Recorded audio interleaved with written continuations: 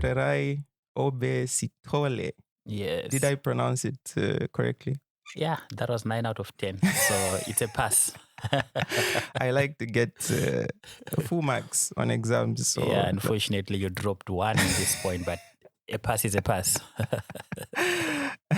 welcome to the podcast, my brother. Thank you so much for inviting me, my brother. It's also good to be sitting here. Should I also tell the listeners how long it took us to be sitting here? Oh my goodness! So, I first of all should be thankful you took time out of your busy schedule. Don't try to be too smart, But anyway, it's good to be here. Most definitely. Yeah. I'm a big fan of LinkedIn these days. So time and again, when I wake up in the morning, it's just good practice. You wake up in the morning, instead of logging onto Facebook, you just check your LinkedIn and see what's going on there. And I think that must have been a month ago. I came across a very interesting post from you. And obviously, people share a lot of things on LinkedIn. And it was interesting for me. Citizen aid. I was like, it's one of those terms that you've never heard before, and it makes you wonder. There are things that you don't know and then you're not interested in. But then there are other things that you read and you're like, citizen aid. Okay, and I checked your profile. It says citizen aid humanitarian something. And I was like, I'm actually interested in reading about this. And that's just the backstory of where the interest stemmed from. So I'm sure there are people out there that would be wondering, like me, when they see the title of this podcast saying citizen aid. Or maybe before we get to that, just tell us a little bit about who Tererai Obe is and what you do. Oh, right. No, that's actually a very interesting question. And I also find it difficult. Sometimes I ask it to other people. They also tell me that it's a difficult question to answer. But then I've now realized that it is indeed a difficult question to answer. But I'll just try to say a little bit about myself. Then you can also guide me if there are things that you think our listeners should know about me. Then I'll be happy also to take a follow-up into that. Absolutely. But so my name is Tererai Obe Sithole, as you've tried to pronounce it earlier. Sithole. Yes. Okay. So I'm Zimbabwean, which means I was born in Zimbabwe, grew up in Zimbabwe, but I'm currently residing in Norway, where I'm working here in Norway.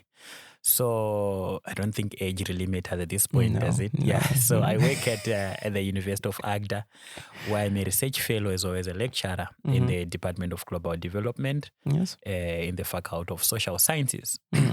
So in my other life, I'm also a human rights defender, a political activist. Absolutely. And at the moment, I'm carrying out research in the context of a country called Poland, where I'm looking at things that we've already talked about, citizen aid, which we are probably going to explore a little further. Absolutely. And because you also had an interest based on something that had triggered you to get interest. So I also got an interest to look into these issues of citizen aid in times of crisis, because when the war between Russia and Ukraine started, a lot of things were happening.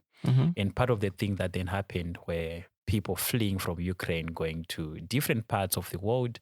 But Poland became one of the largest hosts, of people were coming from Ukraine.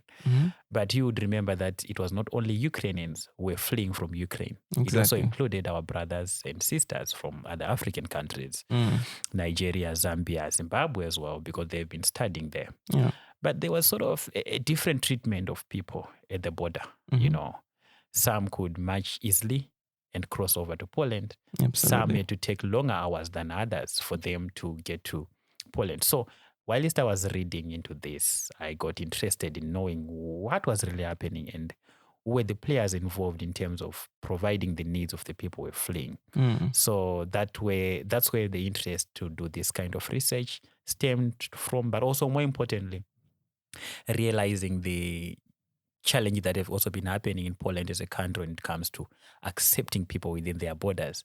You would also know that at some point there were refugees coming from Middle East Africa. They were trying to enter into Poland via the Belarus border. Yes. And there were a lot of pushbacks that were taking place there. But sort of this was a different context now when it was happening at the Ukraine-Polish border post. So it became an area of interest also to have this comparison of how there's differential treatment Exactly. on refugees or other immigrants at large. So yeah, I think you asked me about introducing myself. So that's it, man.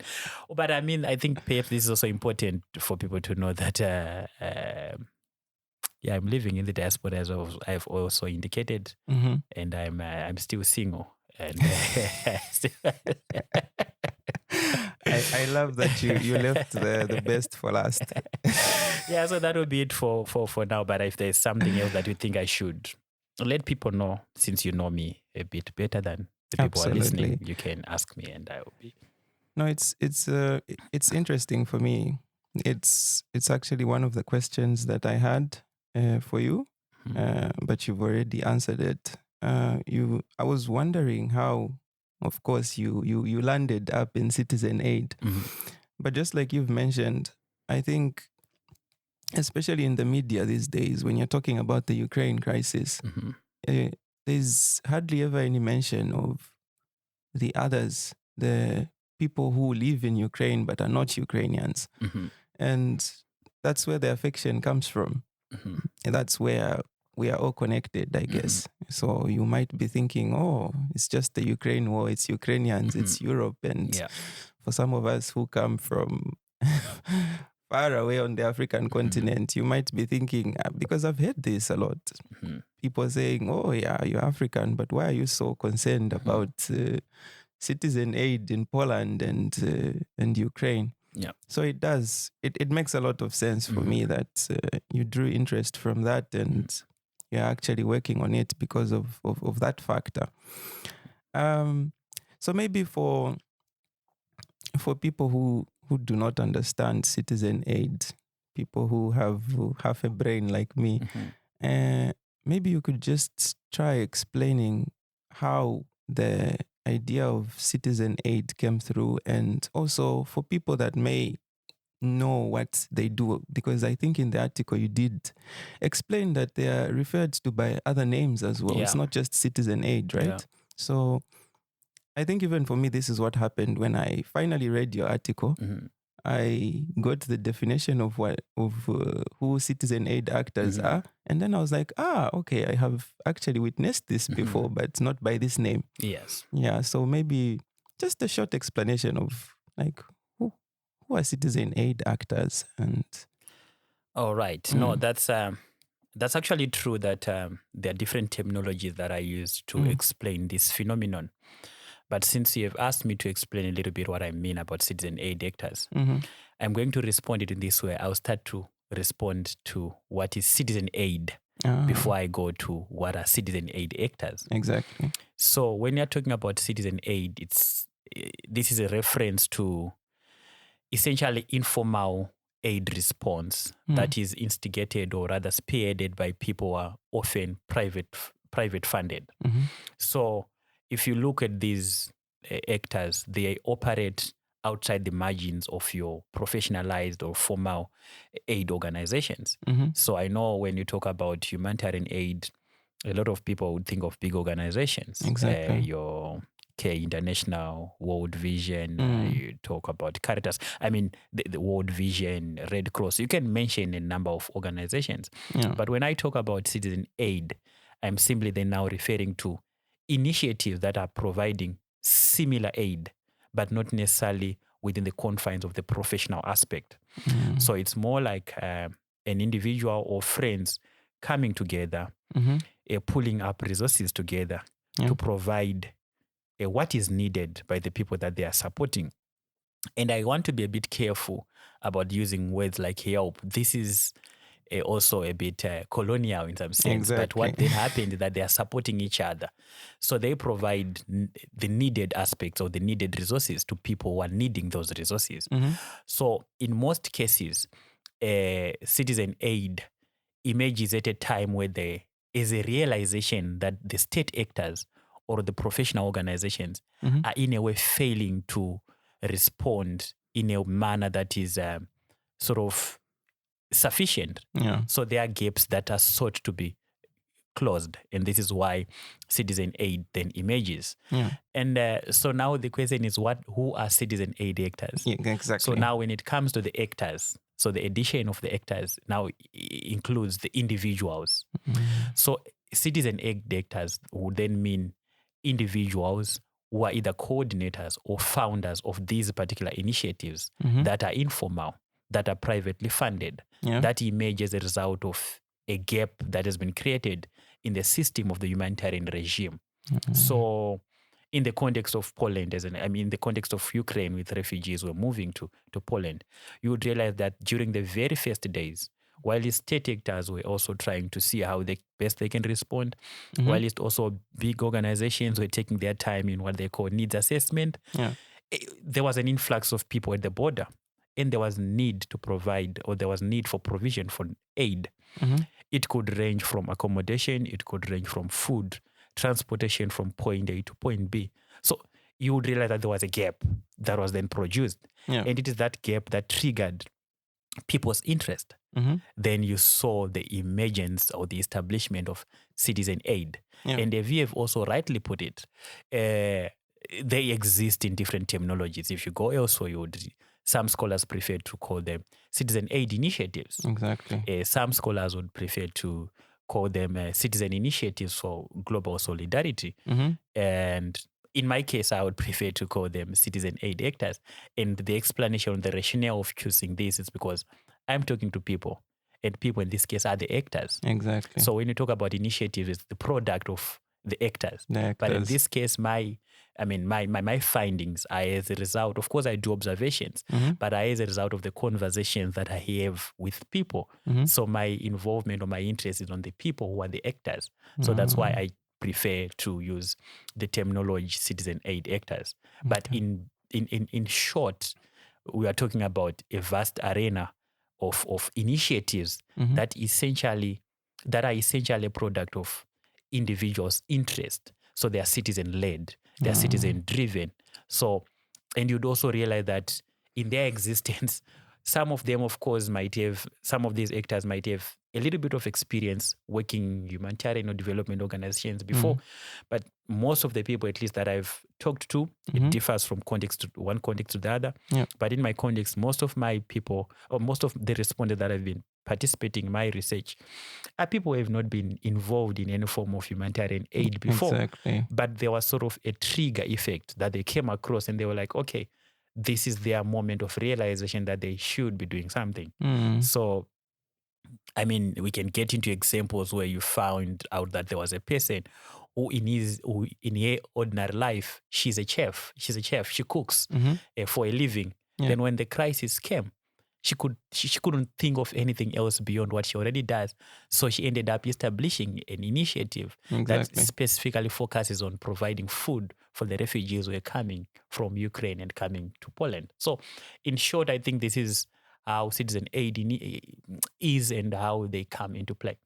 Wonderful. Very, very well elaborated. I think I read, but I've gotten a much better picture with your explanation. And it's always nice when you have somebody that has written something and is able to explain it in such simpler terms that, even a 4-year-old can easily understand. So now, moving on from, we've established what citizen aid actors are. And we come to your article that brings in the aspect of digital platforms.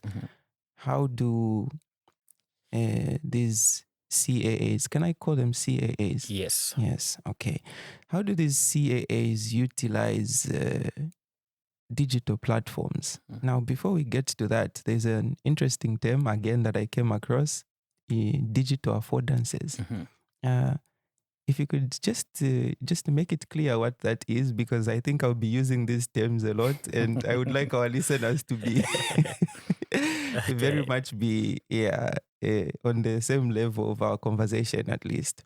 All right, no, that's fine. So when you're talking about digital affordances, we are essentially talking about what are the opportunities that are provided by a particular digital platform. So I want to put terms that are easier to understand. So for example, when you're talking about Facebook, which is a digital platform, it provides you with a vast of opportunities. So for example, it provides you with an opportunity to have a conversation. You can chat on Facebook Messenger with somebody who's in Zambia right now.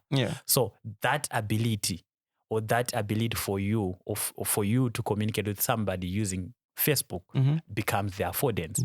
So we are talking about what a digital platform offers to a user. That's the affordance. So I think that would be the best way for me to put it in few words. So easily understood. Easily understood. Yeah. So looking at digital platforms in the way that CAAs operate, why would you or a thought come in that digital platforms, or what benefits do they have to CAAs?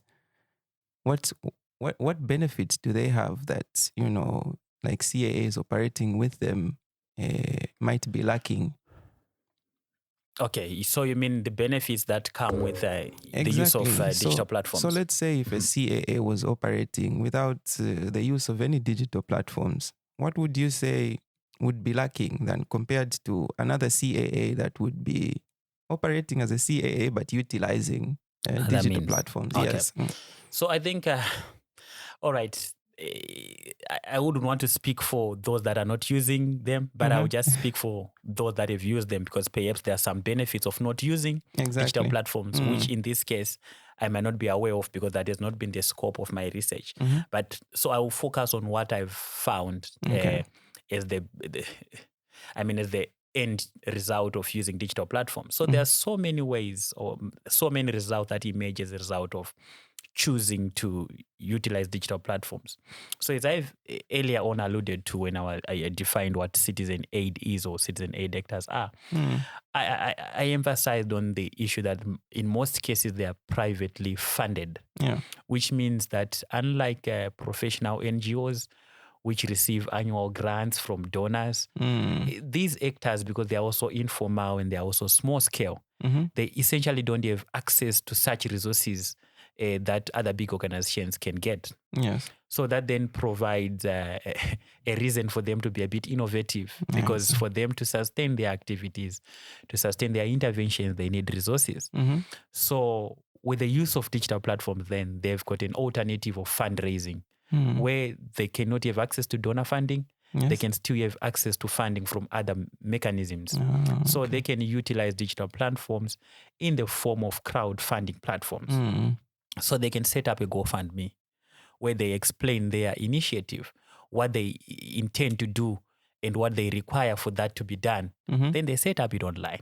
So it means that anyone who has come across that GoFundMe platform and gets moved to donate, he or she can easily donate regardless of his or her location.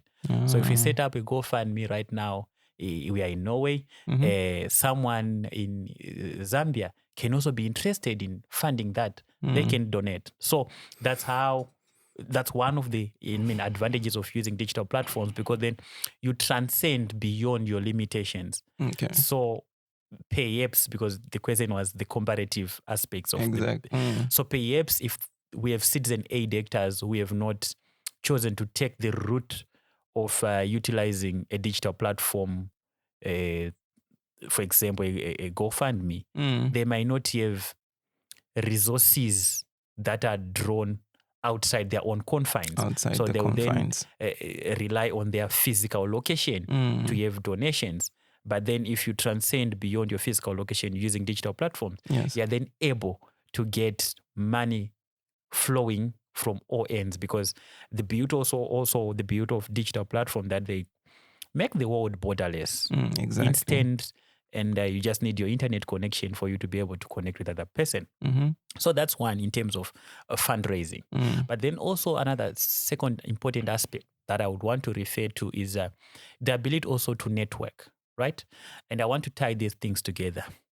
I'm not an expert in crowdfunding, but experts in crowdfunding would tell you that the success of crowdfunding campaigns is also linked to this growth or the length or the broadness of your social network. Absolutely. So if you design or if you establish if you have to establish a fundraising campaign now, if your social network is small, it means that your results are likely going to be smaller as well. But if your social network is broad, it means that you are spreading your pool of reach. Exactly. So which takes us back again to the affordances. So using social media, you then afforded an opportunity to share and spread your GoFund link. So you take it on your LinkedIn, as you've said earlier on. Yes. You take it on your Facebook. Then those who see it on Facebook can also then go and press a share button.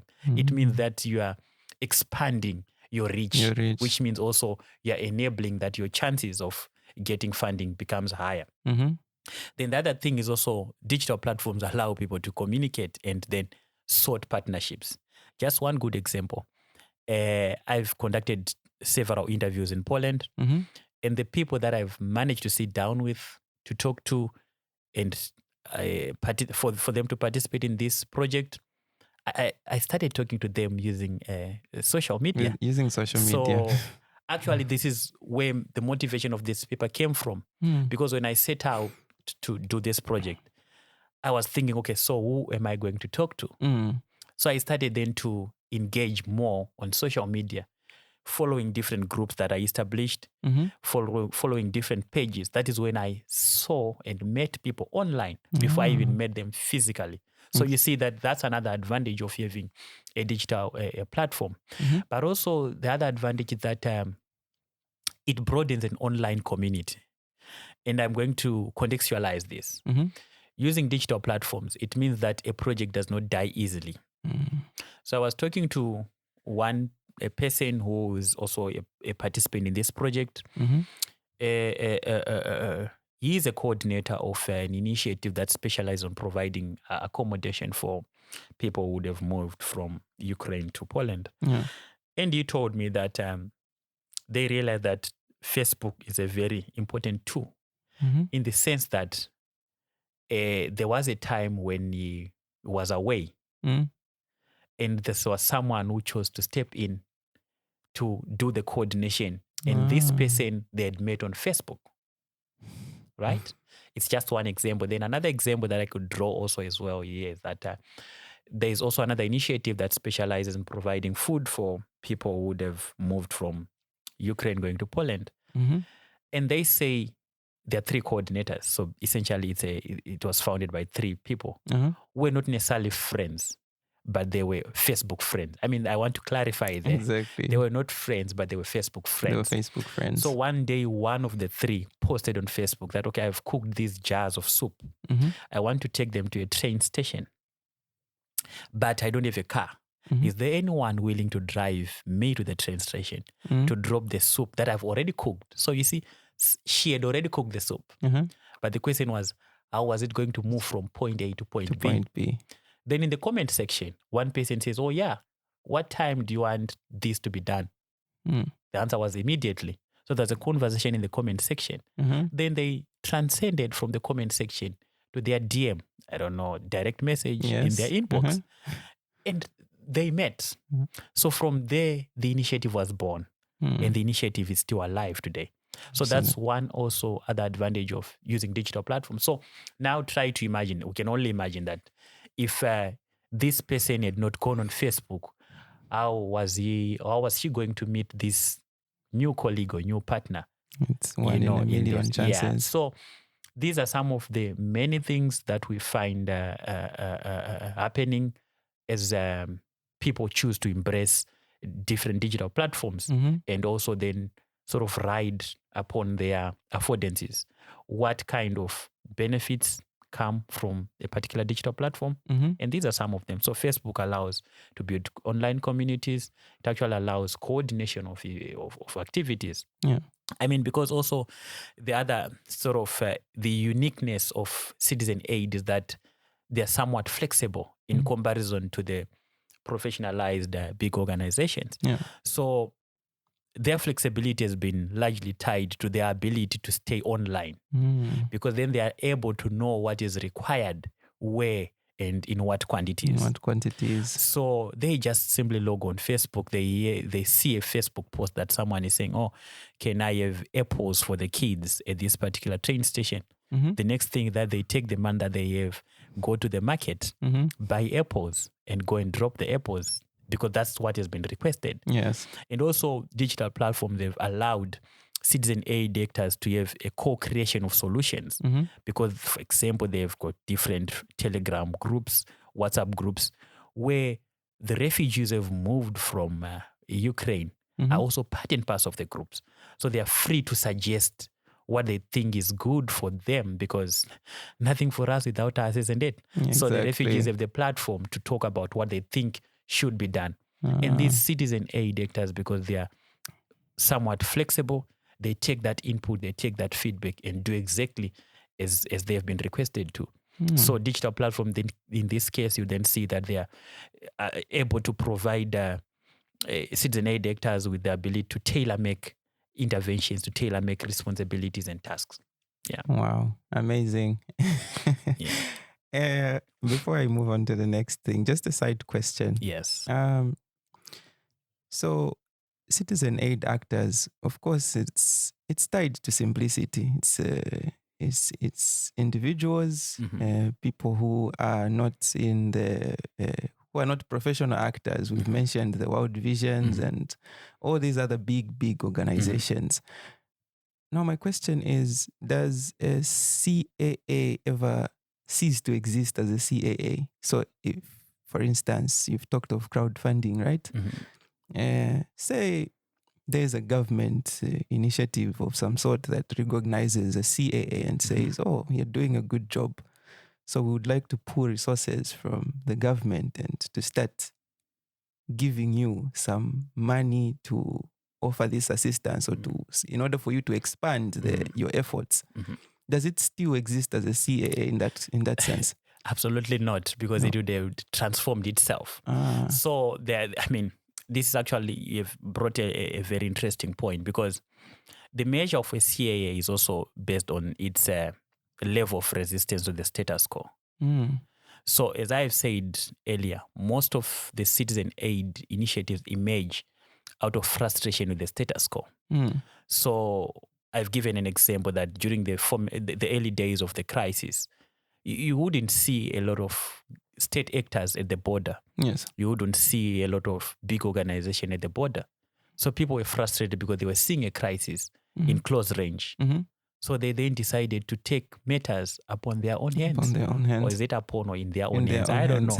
English is also alien to me. It's understandable. So you see, they are not necessarily happy with a particular situation. So the moment in fact, the other reason why also citizen aid actors are in themselves citizen aid actors is the fact that they do not want to be involved in bureaucratic tendencies that often come with state actors. They also disagree with a lot of things that happen when the state is involved. And they also do not want to be accountable to the state, because in some cases, if you talk to these citizen aid actors, they feel like a crisis is actually created by the government's failure. This is why they are stepping in. That's why they are stepping in. Yes, they actually acknowledge that, look, it is not our responsibility to be doing this. And sometimes I remember asking some of the participants, like, so what do you recommend should be done in the event that a future crisis happens again? Then they are always highlighting that the government should step in quickly and have mechanisms in place to budget for the, unexpected eventualities like this one. Yeah. So going back to your question, the moment they get co-opted, they've ceased to exist as the voices within the citizen aid initiatives, because now they are partnering with the state. So it's no longer the citizen ahead of the project, but the state is sort of now going to be determining what should be done and what should not be done. And that also then calls for different measures of accountability, because you talked about resources. If, say, the government comes and say, we are offering you these resources for you to expand, then that means these actors are now expected to be accounting for the resources that they have received. Exactly. But in this contemporary aspect of citizen aid, of course, they do account in different ways. And I think it's something that I also talk about in my article, that they don't use the conventional methods of accountability, where, for example, in those organizations that receive donor funding, they're expected to be writing annual reports, quarterly reports, all the time. It's forms. These guys, they do not follow those formalities. Their accountability can also be done on Instagram. So let's say you contribute $1,000 to one citizen aid initiative today. Tomorrow they wake up with an Instagram post tagging you because they know your username on Instagram. Oh, thank you. Then that's accountability itself. That's it. So you now know that your money has reached their side. And they take pictures of what they've bought. It will be boxes of whatever it is. No, thank you for the contribution that you've made. We managed to buy this and that. So that alone is accountability. And also, talking about accountability, I will share this also an interesting aspect where one of the citizen aid actors that is participating in this project, it told me that sometimes our accountability is also based on the pictures that we see. Absolutely. So he says, if we are asked to send a sort of a consignment to a certain place, we send it by different cars. Then we ask them to take pictures upon receipt or upon receiving this consignment. Yes. So he told me that we pegged something that was weighing 15 kgs. So if you see a person on a picture lifting it high up, it means that something has been stolen because you can't be able to lift that heavy. Yes. So it's so accountability has taken place, but of course it does not fit within the confines of what is maybe considered an accountability measure. But all the same, accountability is taking place. Yeah. I guess that's one advantage in itself that comes with being a CAA and operating with the approach that they operate with, is that sometimes you find that humanitarian efforts, I mean, these big organizations obviously do a lot of good work at the end of the day, but there is an aspect of documentation, just like you said, accountability. Sometimes a lot of effort is channeled towards making sure the documents are right. And then you have people on the ground that need immediate help. Yeah. So I guess simplicity sometimes is good. But also at the same time, I'm thinking it's sometimes hard to say no to money. if it's because I'm assuming that if a CAA in the way they operate, of course they'll get money from individuals. They're doing the crowdfunding. Yeah. But say you get 10% from individuals, and then here comes a big organization and they offer you a huge lump sum and say, are you going to say, oh yeah, we want to operate with simplicity, or are you going to say, oh, why don't we just accept this amount and go through the hassle of accounting for this and building up a formal organization that will actually, you see, this is interesting because it raises another question, which is also becoming topical when it comes to donor funding. Like, who deserves the funding the most? So the universal aspects, would indicate that those that are established who are able actually to do the accountability they are expected are the ones who then get funding. Yes. But then the question is, are they doing the best of the work? Are they doing the best of the work? Perhaps we might not be able to answer that question. But absolutely not. So another question would be, so those who are not qualifying on the basis of how they operate to get donor funding, are you necessarily saying they're doing the worst of the work? Again, it's a question that we cannot answer. But again, what I find interesting that when you talk to citizen aid actors, sometimes it's not necessarily about them not wanting to cooperate with this kind of donor funding or something like that. But they also tell you that this is, when I do citizen aid, I'm doing it with limited time. Yes. Because actually some of them actually are employed elsewhere. Exactly. So they're doing this in their spare time, I would say. Then they're like, no, we don't have time to be sitting down and doing reports on top of my everyday work. So there are some of the limitations. Perhaps they might want to be engaged in that, but it's a lot of work for them because they already have their own work. They already have they're things working. to do. But they still feel that even within their work, people still need to be supported. Yeah. No, sorry, I sidetracked. I just wanted to clear that out. Yeah. Back to digital platforms. Now I think we've talked about the benefits, or rather the advantage of utilizing digital platforms for CAAs, especially. Just like you mentioned, it broadens their reach. Yeah. They are able to reach out. It gets rid of the borders. They are able to interact with people that are so far away. But it's I guess it's not all green sometimes. Not all people, especially online, are well wishers. Some people are out to destroy anything that is good. So what has been the experience? Because now I'm getting into, maybe I'll ask a different question later. But just for now, what has been the experience, especially for the CAAs you've interacted with in Poland? First of all, have there been any issues regarding trolling, misinformation, people trying to sabotage their efforts when they are utilizing these online platforms? Yeah. Has there been any such experiences?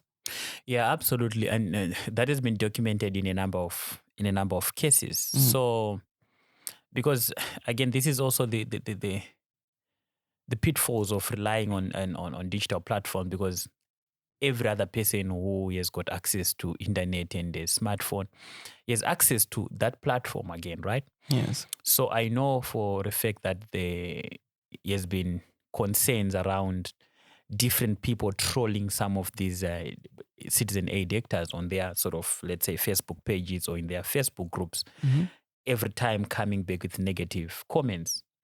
And this sort of is drags back the efforts of citizen aid actors, because, as I've said, most of the resources that they utilize come from well-wishers. So if there's a pushback and also sort of a downplay of their efforts, chances are high that some people also then fall into that trap of being encouraged not to contribute. Yeah, and also there's been a lot of propaganda. This is a war between two countries, and a lot of people are involved. And I mean, when there's a war between two different countries, obviously people have different opinions.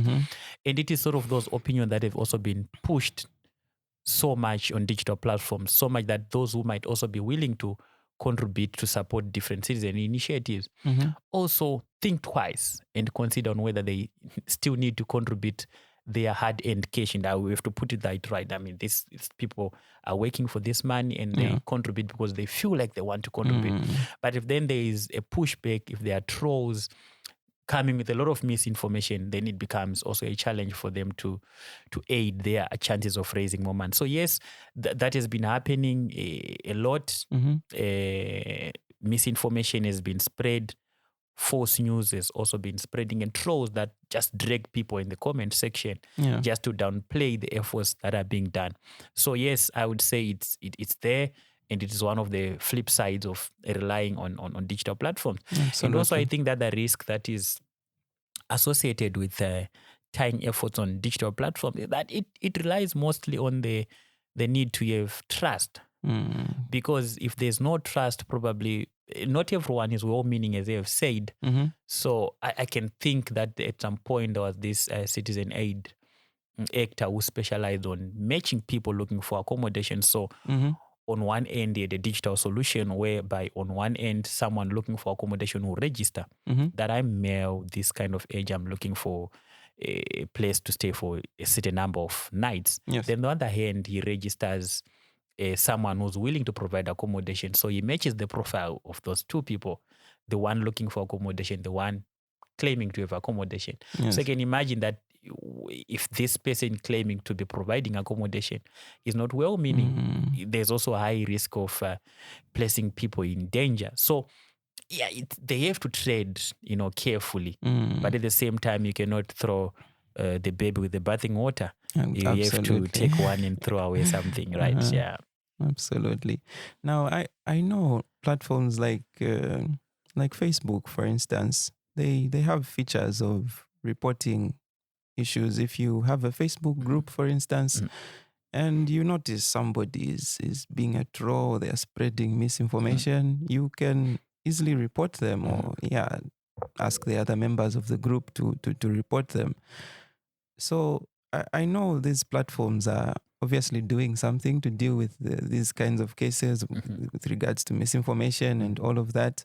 But do the CAAs themselves put in some measures at least? I know they have limited resources, but is like from your experience, have you been told of measures that they put in place to at least make sure that their interests are protected and that their name does not go in the gutter to say, because just like you said, there are people who are not well-wishing. If something bad happens, they'll point at that and say, oh, this is the result. Yeah.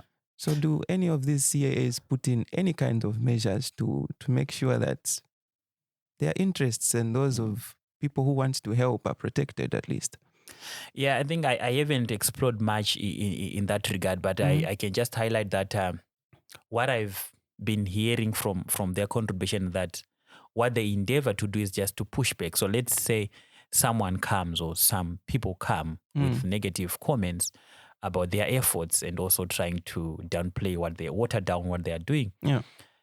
They've told me that they commit a lot of time in fighting back and sort of dealing with them by providing a counter narrative. Yes. Because also I think this is an important thing that has been coming out. There's a history between Poland and Ukraine. So at some point, there are some things that happened between Poland and Ukraine where some Polish citizens were killed by Ukrainians. So constantly that is brought back into the public domain. Absolutely. That why should we be supporting Ukrainians when this happened at some point? So these citizen aid actors then remind these people that this is something that happened in the past and we are confronted with a scenario that we need to be addressing today.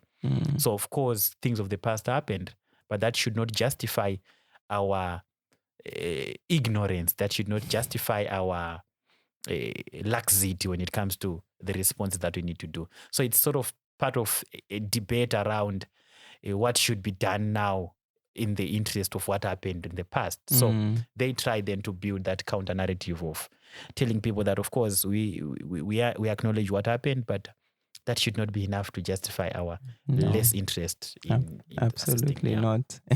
Yeah. No, I mean it's I think it's very important to also highlight some of the challenges that these actors are likely to encounter. It's all roses until you come across a troll online, because they are everywhere. I know I'm not even into humanitarian aid, but I see them almost every day. On every post, there's always somebody. They call them keyboard warriors. Yeah. So it's always nice that at least we speak about these things so people are aware. One other thing that I wanted to touch on. Wow, we are on 44 minutes already. It's always nice. A conversation is going very well when time is moving fast. So yes, one thing that I wanted us to touch on is the interaction with the bigger established organizations. We know they are sort of working on not necessarily opposite ends, but using maybe different methods. But it's the same sector. It's humanitarian work. Yeah.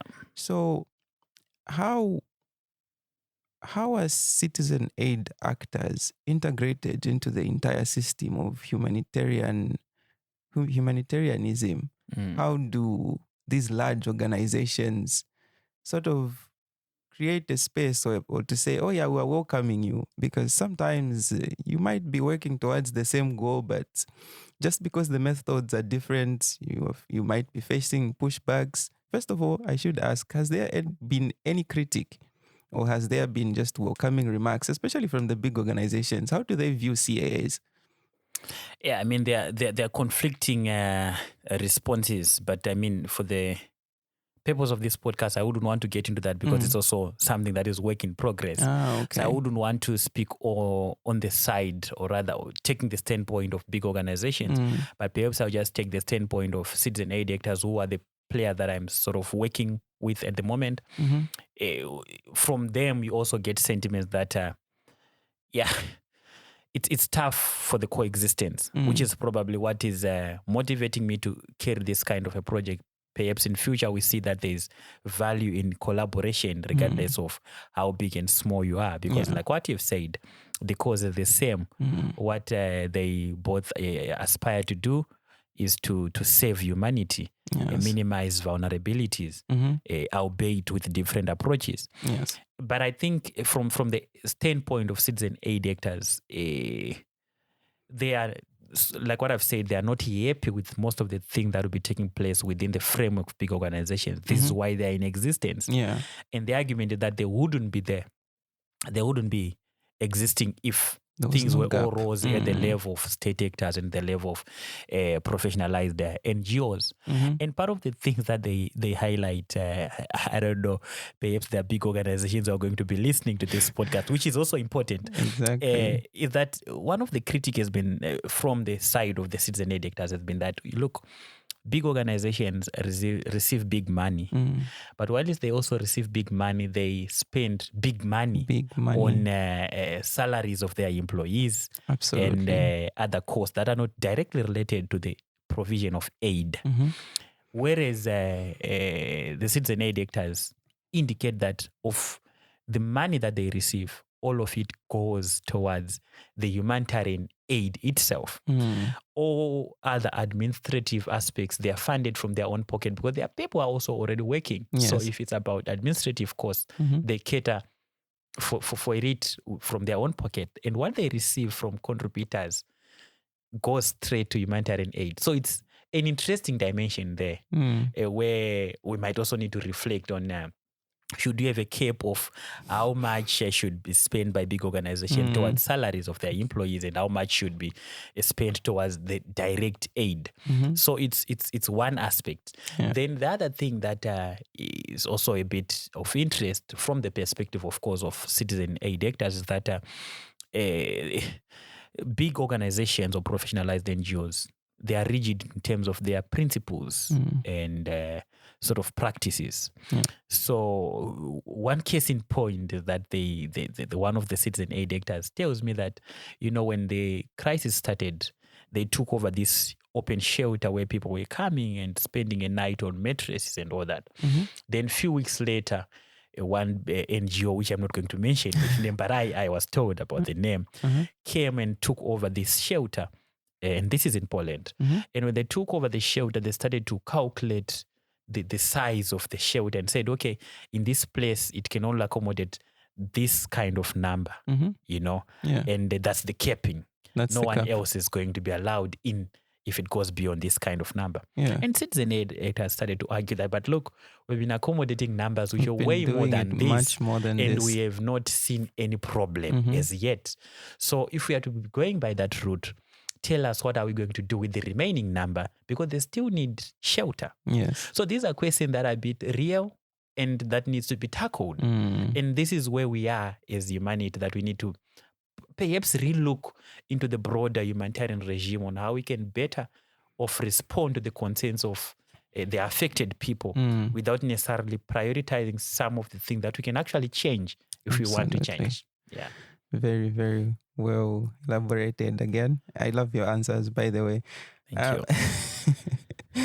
No, it makes a lot of sense. It makes a lot of sense that large organizations, especially looking at all these, the interconnectedness of these organizations and who they're involved with, it's very difficult for them to make abrupt changes. They have guidelines that they have to follow, and there are all these laws that they are governed by. So it's very difficult for them, I guess, to look at a situation and see there is a solution. But then if it goes against their guidelines, they have to go back to the office and lobby for a change in their guidelines so they can just come and make changes. So it's very, very difficult. Which is where you see, I mean, the different citizen aid actors, because probably it's one or two people operating. Exactly. So if there's need for a change, they can immediately just in a snap do it. But I mean, for big organizations where there are board of directors, different processes that needs to be taken. So this also begs another question. So if we are to spend more time in trying to make a decision, are we also not maximizing the vulnerability of people who need some assistance? So these are questions that I'm also throwing to the listeners. And hopefully we get to figure that out. Okay, just before we conclude, I have two more questions. This podcast is really about experiences. So I just wanted to know how your experience has been, especially with regards to gathering data in Poland, like any challenges that you faced. Especially for me, I'm interested in how you were able to communicate with people in Poland. Language-wise, of course, was that a challenge? Or obviously, I know a lot of people speak English there, but how was your experience generally? Oh yeah. So the experience has been, it has been a mixed bag. So I would start with just by finding participants for this project. It's not been an easy thing because, as I've told you, I had to travel to Poland, but I couldn't just travel without knowing whom I'm going to meet. Exactly. So my journey started on a digital platform. As I've said, I spend a lot of time on social media just trying to follow people, looking at who's active, where are they found. But it was also unfortunate that the majority of the people that I contacted, very few responded. Oh, yeah. They read the message.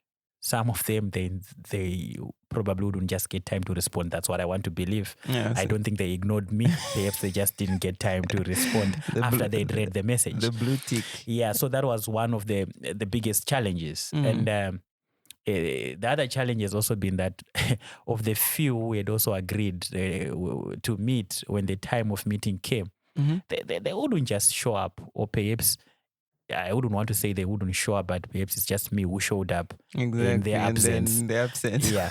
So that's also one thing that I faced. But I think when I managed to have a breakthrough of at least meeting some, things started to open up, because then I also had to rely a lot on snowballing. I talked to somebody, then I asked if they, for some, by any lucky, they know some people will be willing to talk to me, and that became a bit easier for me to gain access. But in terms of language, I don't speak Polish. I wish I could learn as pretty fast as I can, because I'm still going to be involved in a lot of projects there in Poland. So I'll try to learn some Polish, but I haven't done so yet. But so I've been quite fortunate that most of the people that I've talked to, they are speaking in English. So they are comfortable responding to questions in English. Absolutely. And this is something that I also had to outline before I went there, to ask if I needed to bring an interpreter or not. Then they would say, it's okay, we can speak in English. But there were 2 cases where the story was that it's okay if I would come without a translator, because a friend was going to show up and be the translator from the side of the respondent. Then when the time came, it was unfortunate that the friend did not show up. Oh my! And that was the time of the schedule. You couldn't reschedule the interview. So it was one of the difficult experiences of this project, where I had to then resort to a digital platform to make the interview proceed. So I had to use this translation application. So I would ask it, translate, and ask, But it's one of my longest interviews that I had to transcribe, because it took a lot of time. Then, of course, I think the other thing that I've sort of thought of concluding is that perhaps because these guys are already citizen aid actors, so maybe naturally they are nice people. So for the people that I've talked to, they've been quite forthcoming, and good with their responses and also good with their time. But yeah, the journey has not been that rosy. It has not been easy until I managed to get a breakthrough. Okay. But maybe something that has also worked to my favor is the fact that, when I meet these colleagues, I also introduce myself so that they know who I am. Absolutely. And because I've also said this earlier, that in my other life, I'm an activist. I've been a political activist in Zimbabwe, a human rights defender. I also cite that, right, to them. Exactly. And we automatically then get something where an area of convergence. Exactly. Because if you ask these citizen aid actors also, they define themselves as activists. As activists. So they believe that what they are doing is activism. Absolutely. So then it is. I pitch up there also telling them my story of being an activist. Then they're like, oh yeah, so we are good to go. We're good to go. We start to have conversation. And perhaps also the other challenge that I've met has been the inability to capture everything, because some of the people I meet them, let's say they come and pick me at a train station. By the time I get into their car driving to the place we are supposed to sit and have our interview, they start to talk about interesting things already. Exactly. And I even sort of sought consent of recording from him or her. So I'm like, okay, how am I going to capture all these things? So I think I've missed some of the juicy stuff on our way to the venue where we're going to have our interviews. That's dilemma. Oh my goodness. Yeah. It just reminded me of my master thesis. Yeah. I went through exactly that. I think I actually got more information on the way to the interview than during the interview itself. Exactly. That happens a lot. Yeah. So wonderful. So also the last question that I wanted to ask was, so looking at your experience and research so far, what's the takeaway? I know your focus is on Poland, but obviously some of these things can be applied to the countries where we come from as well. Yeah. Obviously, there are citizen aid actors in Zambia, in Zimbabwe as well. Is there any takeaway from that we can learn from people that you've interacted with, especially in Poland? Is there something that they're doing, especially with regards to utilizing these digital platforms that we can sort of take in? Yeah, of course, there are a lot of lessons that you can draw from the kind of work that I'm working on at the moment. So just one takeaway, that there's also power in humanity. When people come together, they are also able to provide solutions to a crisis that would have befallen a particular community. And what is probably the most important thing to note, that when you're talking about the phenomenon of a crisis, we have to admit and acknowledge that crises are going to be with us always, until probably you and me depart from this Mother Earth. They take different forms. Yes. So the take home is that we should be ready as the public. We should be ready as the citizens to step in when we are needed to do so. Because we should also be aware of the fact that the government is not always going to be there for us. Absolutely. We have seen that happening. We should also be aware that the big organization might not necessarily be there for us at the time when we need them. Of course, they shall be there for us, but not at the time when we immediately need them. Yes. So the question is, what should be done in such a time? It is the citizens who are supposed to step in and provide solutions. And as you have also seen, digital platforms provide such a platform for people, or rather, digital platforms come with affordances for people to mobilize and provide solutions, and also just to share ideas on how we can find solutions. And also, it eases the way in which citizens can coordinate responses. But then, perhaps the dilemma that you can be faced with is what you have been battling with in terms of digital divide. So digital platforms by their very nature require internet. Yes. But we have, societies and communities, especially where I come from in Zimbabwe, where internet access is still a challenge. I don't know, I'm told that Starlink has just visited Zimbabwe now. I don't know how that is going to pan out. But again, it's not a solution, because for you to have internet access, you still need money.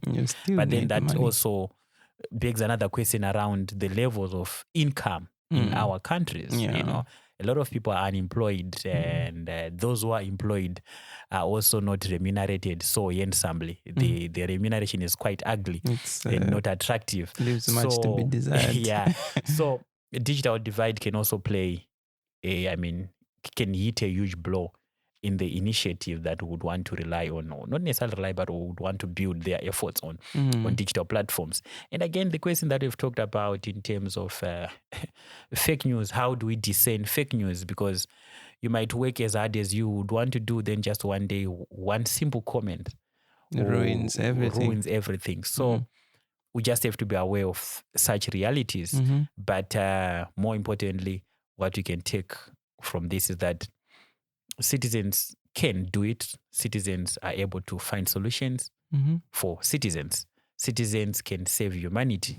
And also it is possible that big organizations can also acknowledge the existence of citizen aid actors, and they should cooperate at some point. How? It's a question that we might need to explore, but at some point we need to see that happening. Well put, Chief. Wonderful, wonderfully put. Wow, exactly an hour. Okay, now this is my last question. Last question. Yeah. So after writing this very, very wonderful article that you've put together, which is backed by solid research, what are you working on now? Or what are you going to be working on now? Yeah, so this is an ongoing project, and this is just one of the many articles that are yet to come. So at the moment, I'm working on another one, which hopefully will be out in the coming few months, and we can be able to sit down again here and talk about it. But I'm looking at how because you see, these not digital, but these citizen aid actors focus on different things. You see that one is focusing just on food, some are focusing on medications, some are focusing on shelter, some are focusing on transport. So the next paper that I'm working on, I'm sort of trying to explain what are the determinants of a choice. I mean, what determines a choice that a citizen aid actor chooses to look at. So, and I think I hinted into that you find somebody who's in her daily life, she's cooking at a restaurant, then cooking food becomes the quick solution. Yes. We talk about people who are working already with students of different languages. So establishing an initiative for translation services became their immediate choice. And also I'm talking about how in that upcoming article, I'm talking about how for citizen aid actors to flourish, they need an enabling environment. And what I'm relating to there is, the crisis of having refugees in Poland did not start with the Ukraine war. We have seen a lot of people coming from Africa, Middle East, trying to enter into Poland, but they've not been easily allowed to enter into Poland. Which also means that even if we had to have a citizen aid actor willing to go and support those refugees at the border, that was not going to be easy for him or her. No. But this became easy because also the government made it possible for people to support refugees without any consequence. Yes. So if you look into this, you see that there's also this differential policy framework which can either enable or inhibit the flourishing of citizen aid actors. Yeah. Okay. Makes a lot of sense. Tererai Obe Sithole. Now you got it 10 out of 10. 10 out of 10. Wonderful. I love it. My brother, thank you very much for a wonderful and exciting discussion. I am glad. This is exactly what I was hoping for. I am enlightened. I feel smarter. I feel like starting a CAA myself. You should do that. Just getting what is needed to where it is needed. Absolutely. Yeah. And I'm sure our listeners will be very thankful and just as enlightened as I have been throughout this discussion. Thank you very, very much, my brother. And I wish you the very best in your research. I hope you come up with all the solutions and the questions that we were unable to find answers to. And All the best. I wish to have you here again, most definitely. When your next paper is published, I will invite you. Thank you so much. It was a pleasure sitting with you today. Most definitely. All right. Thank you.